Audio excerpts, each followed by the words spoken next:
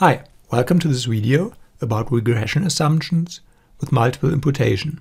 When you're analyzing a linear regression and you have missing data, one of the most sophisticated techniques to deal with this problem is using multiple imputation. Regressions have assumptions, and those assumptions have to be met regardless of whether you have a complete data set or if you have missing values for which you use multiple imputation. And the key question is, with what data do you check the regression assumptions? With complete data, with imputed data sets, and if so, with how many imputed data sets? This video will answer this question. In addition to this video, there's a text version. There you can find references for many of the points I'm making. The link is in the description. Let's start with a short recap about multiple imputation. We have our data with missing values. As a first step, we produce imputation samples. So we get several samples where imputed data points more or less fill out the holes in our data. This imputation with multiple imputation has a random component, so those different imputed data sets, they differ from each other by chance. How many imputed data sets do we have? In earlier studies, the recommendation was to use 5 imputed data sets. The current view is that it's better to use a higher number, so current recommendations are between 20 and 100.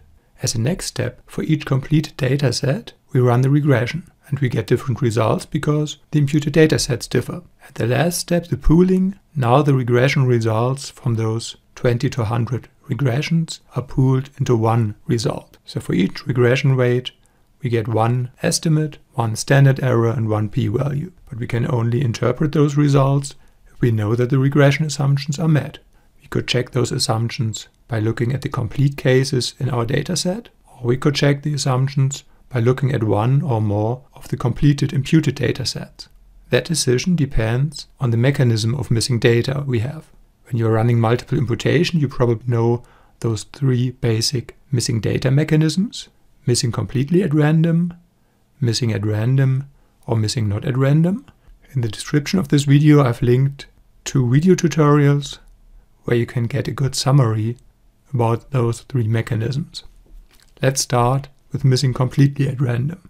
In this case, the subset of data with complete cases is a random sample of a hypothetical full data set. So the complete cases are representative of the full data. Therefore, we can check the regression assumptions by just looking at the complete cases. We run a complete case analysis, that is, we use listwise deletion for our regression, and then we check the regression assumptions. For instance, by looking at the residuals of the complete case analysis. With missing at random, it's different. Here, the complete case dataset is not a random sample of the full dataset, so it's not representative of the full data. That has the consequence that the complete case analysis could give a biased estimate about regression assumptions. So here we have to analyze imputed datasets, that is, complete datasets where missing data has been estimated by imputation for checking the regression assumptions. How many complete datasets with imputed data should we look at? One can be too little, because it's possible that one dataset is not really representative because of this random component.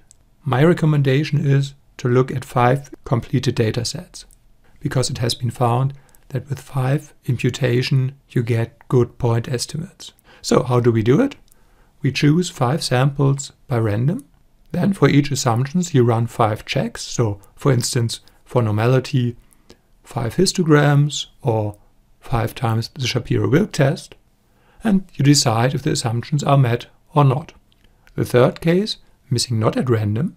In this case, multiple imputation probably should not be used, or more precisely, more or less any missing data technique could still lead to biased results.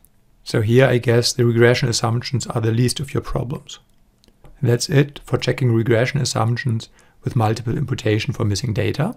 If you like this video, make sure to subscribe to my YouTube channel. Just click on the subscribe button below this video. Thank you so much for watching, and I'll see you in the next video.